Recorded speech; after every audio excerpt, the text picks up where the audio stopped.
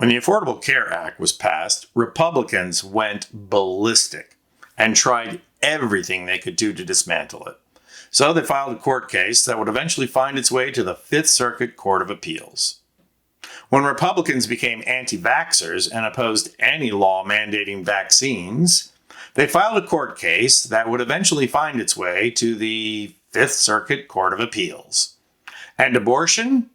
Well, guess what Circuit Court of Appeals made a ruling preventing the abortion pill from being distributed by mail? Yeah, that's right. It's the Fifth Circuit Court of Appeals.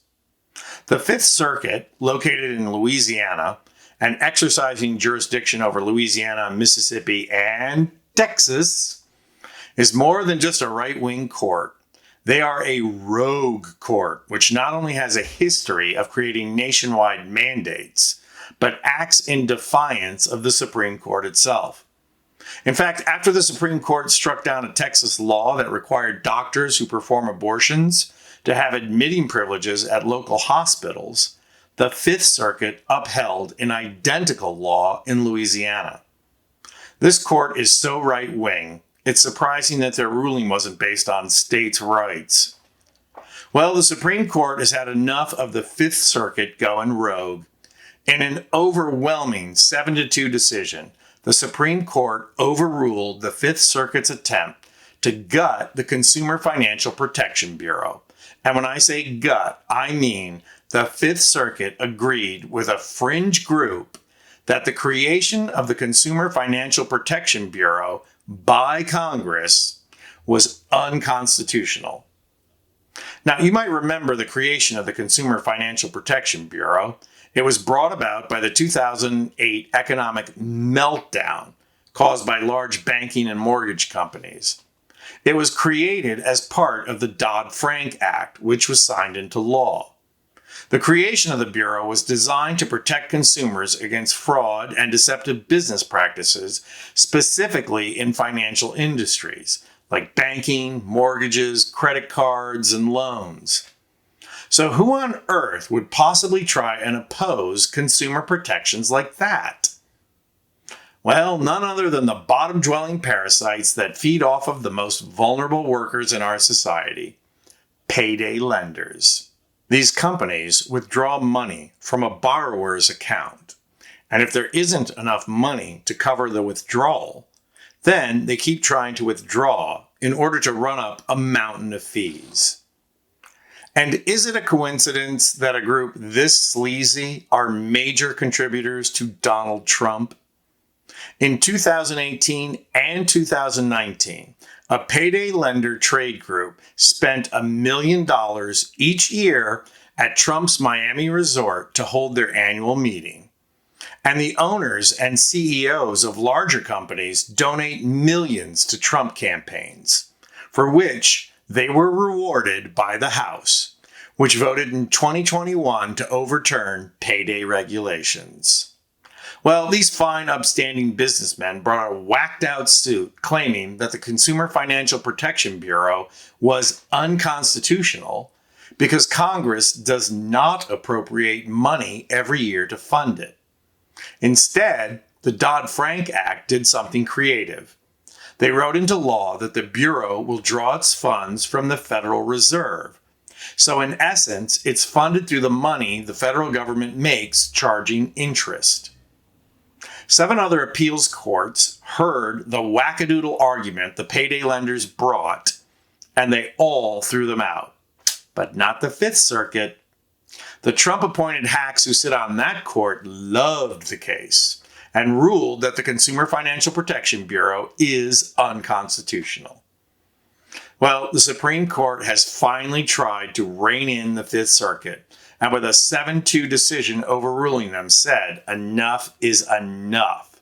The Fifth Circuit is really the ill-behaved nephew of the Supreme Court, and they realize that if they gave them an inch, the little right-wingers will take a country mile. So you might be curious, who were the 2 Supreme Court justices who sided with the fringe Fifth Circuit? Let me just say, you won't be surprised. You will be surprised by who wrote the majority opinion, Trump Protector-in-Chief Clarence Thomas. So, little heads up to the Fifth Circuit. When even Clarence Thomas goes against Trump and says, "You're wrong," then baby, you are beyond wrong. You're out there in Lauren Boebert land wrong. No, it was Gorsuch and the legend in his own mind, Supreme Court Justice Sam Alito. Now, Alito fancies himself as the philosopher-in-chief of the court, and as a result, he is unmatched in his arrogance. Watch this clip of Alito criticizing foreign leaders who disagreed with his opinion, overturning Roe v. Wade.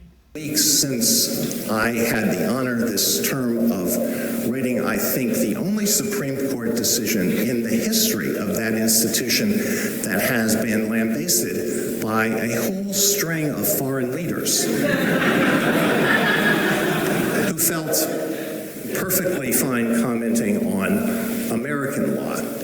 One of these was former Prime Minister Boris Johnson, but he paid the price. But others are still in office. President Macron and Prime Minister Trudeau, I believe, are too. But what really wounded me was when the Duke of Sussex addressed the United Nations and seemed to compare the decision, whose name may not be spoken, with the Russian attack on Ukraine. Alito shows his arrogance coming right out of the gate when he remarks that his ruling is the first in history to receive foreign criticism. Wrong, Sammy boy. For a guy who makes decisions based on history, Alito is dreadfully ignorant of the Dred Scott case that drew plenty of foreign criticism. See what I did there? But the most striking thing about Alito's criticism here is his condescending attitude towards Boris Johnson and his utter contempt of the Duke of Sussex, who clearly has no business criticizing the reasoning of Samuel Alito. To him, that's pretty much like the local high school football team trying to play Notre Dame. He can't condescend enough. He also digs at Trudeau and Macron, and the choice is not coincidental. They are both high-profile Catholics, though Macron has become agnostic. And so, to his hometown audience, Alito's criticism is clear. They're not good Catholics. Therefore, the criticism is of no value. The contempt that Alito shows for the British is highly ironic, given his many references to England when he makes constitutional decisions. Alito is a strict originalist. That means his position on any ruling is what the framers of the Constitution intended. If the framers didn't intend it, then the court can't rule saying something is constitutional. Now, it doesn't take much to see this position is intellectually indefensible. It has legal scholars combing through diaries and love letters, trying to figure out what Thomas Jefferson and Charles Pinckney were thinking. But as ridiculous as that is, Alito does not stay within that paradigm. As with his ridiculous overturning of Roe v. Wade, Alito does a little tiptoe through the tulips of history to justify his rulings, essentially saying that if it was commonplace before the Constitution was written, then it must be what the framers intended. In today's ruling, Alito went to 17th century England to define what appropriations meant. That has all the intellectual legitimacy of phrenology, which, if you look carefully at Alito's head, just saying. Alito's legal reasoning frequently turns the law on its head.